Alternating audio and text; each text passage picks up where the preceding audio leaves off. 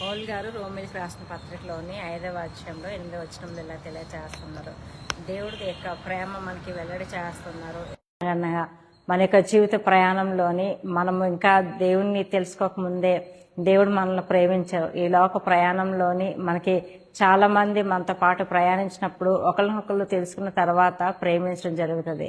కానీ దేవుడు మనం ఎవరిమన్నా తెలియగానే మన యొక్క పరిస్థితి తెలియకుండానే దేవుడు మనల్ని ప్రేమించారు. అయితే దేవుని తాలూకా లేఖన భాగం ఈ రీతిగా తెలియచేస్తుంది. పౌల్ గారు హెబ్రీయులకు రాసిన పత్రికలోని 13వ అధ్యాయము 5వ వచనం ఇలా తెలియచేస్తున్నాడు. నిన్న నేడు నిరంతరము ఏకరీతిగా ఉన్న దేవుడు అని తెలియచేస్తున్నాడు దేవుడు.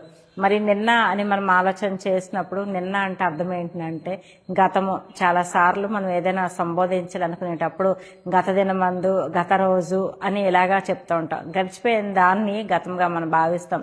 సో నిన్న అనేటప్పుడు గతము అని మన యొక్క జీవిత ప్రయాణంలోని మనం అర్థం చేసుకోవాలి. సో బైబిల్ గ్రంథంలోని పౌల్ గారు రోమిలికి రాస్తూ 5:8లోని దేవుడు తన యొక్క ప్రేమను మన పట్ల వెల్లడి చేస్తున్నారు అనే సమయానికి మనము ఎలాంటి పరిస్థితులు ఉన్నాము, మన యొక్క గతం ఏంటి అని మనం అక్కడ గమనించినప్పుడు అక్కడ 4 రకాలైన బలహీనతల గురించి అక్కడ ఆయన రాస్తున్నారు. మన తాలూకా 4 మైనస్ పాయింట్ల గురించి రాస్తున్నాడు. మొట్టమొదటిగా మనం చూసుకునేటప్పుడు బలహీనము, పాపులము, భక్తిహీనము, శత్రువులు మనం రాస్తున్నారు.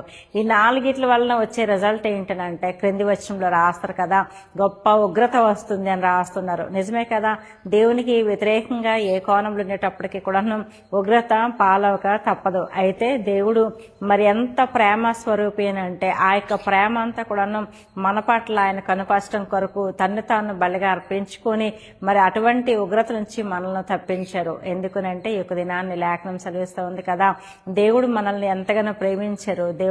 దేవుడు ప్రేమ స్వరూపి కాబట్టి మనము నిత్యజీవం పొందుకోవడం కొరకే దేవుడు మరి లోకంలోనికి మానవునిగా వచ్చారు అని దేవుని తలక లేఖనం తెలియచేస్తుంది. యోహాన్ గారు రాస్తున్నారు. యోహాన్ రాసిన సువార్తలోని 3వ అధ్యాయం 16వ వచనంలో ఈ మాట మనకి కనబడుతుందండి.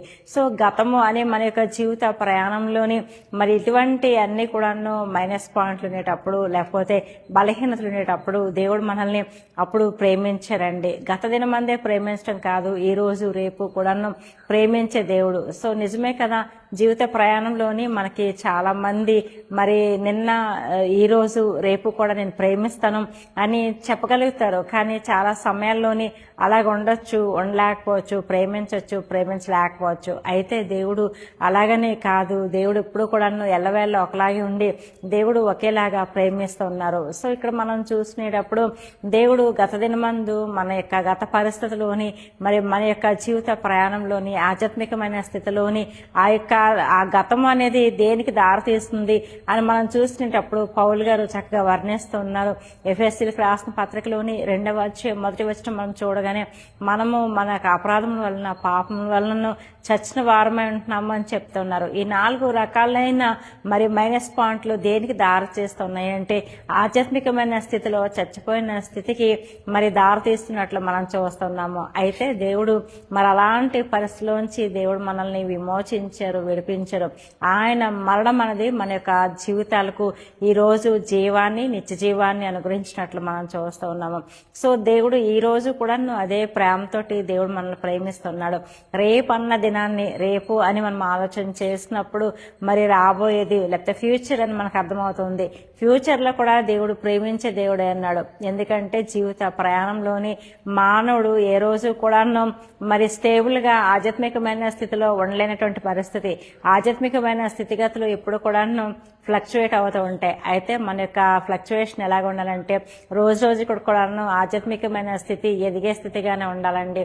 సో దేవుడు ఇలాగా చెప్తున్నారు కదా, ఆయన యొక్క ప్రేమ మన పట్ల ఎలాగుందనంటే మరి దినదినము కూడాను అభివృద్ధి చెందులాగన మన యొక్క జీవితంలోని ఆయన మనతోటి వ్యక్తిగత సంబంధ బాంధవ్యము కలిగి ఉండడానికి ఇష్టపడుతూ ఉన్నారు. కాబట్టి ఈ యొక్క దినాన్ని ఆయన యొక్క ప్రేమ మన పట్ల వెల్లడి చేస్తున్నారు. ఈ వాక్యం వీక్షిస్తున్న మీ యొక్క జీవిత ప్రయాణంలోని ఎవరైనా ఫ్రెండ్స్ కానీ, బంధుమిత్రులు, స్నేహితులు కానీ మరి ఎలాంటి పరిస్థితులు ఉన్నారో వాళ్ళ గురించి ఇక రక్షణకరమైన సువర్తమానము తెలియచేయండి. ఎందుకనంటే దేవుడు ప్రేమ స్వరూపి ఉండి ప్రతి ఒక్కరిని ప్రేమిస్తూ ఉన్నారు.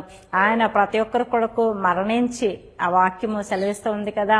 మరి మత్తయి రాసిన సువార్తలోని 20:28 మనం చూసుకునేటప్పుడు అనేకుల కొరకు విమోచన క్రయధనముగా ఆయన అక్కడ అర్పించబడ్డారు ఆయన. అందుకనే ఈ లోకంలోనికి ఆయన వచ్చారు, ఆయన తెలియచేస్తున్నారు. కాబట్టి మరి ఈ 4 రకాలైన మరి పాప ఫలాలు లేకపోతే బలహీనతలు మైనస్ పాయింట్లకి దేవుడు విమోచన అనుగ్రహించారు. విమోచన ఈ యొక్క దినాన్ని, ఆ యొక్క విమోచన ఎందుకు అని మనం ఆలోచన చేసినప్పుడు పౌలు గారు ఇలా రాస్తున్నారు. ఎఫెసీయులకు రాసిన పత్రికలోని 1వ అధ్యాయం 3వ వచనం మనం చూసినప్పుడు పరలోక ఆశీర్వాదాలు మనం పొందుకోవడం కొరకు దేవుడు మన కొరకు మార్గం సరళం చేశారండి. ఆయనతో సమాధాన స్థితి మనం కలిగి ఉండి పరలోక ఆశీర్వాదాలు పొందుకోవడం కొరకే దేవుడు మనల్ని ప్రేమించారు. దేవుడు మనల్ని ఎంతగానో ప్రేమించారంటే ఈ లోకంలో కూడా ఆయన తల్లిగా కుమార్తెలుగా జీవించడానికి దేవుడు మన కృప అనుగ్రహిస్తూ ఉన్నారు, పరలోక ఆశీర్వాదాలు అనుగ్రహిస్తూ ఉన్నారు. కాబట్టి ఈ వాక్యం వీక్షిస్తున్నాం. మీ యొక్క జీవితంలో కూడాను ఎక్కడ ఏ కోణంలో ఏ అవసరత మీరు కలిగి ఉన్నారో పరిశుద్ధ ఆత్మ దేవుడు మీకు తోడుగా ఉండి ఆధ్యాత్మికమైన జీవితంలో దైనందిన జీవితంలోని తన తాలూకా ప్రేమను వెల్లడి చేస్తూ నిన్న నేడు నిరంతరము అన్ని పరిస్థితుల్లో అన్ని కోణాల్లో కూడా తోడుగా ఉండి సహాయం అనుగ్రహించి దీవించి ఆశీర్వదించును గాక. God bless.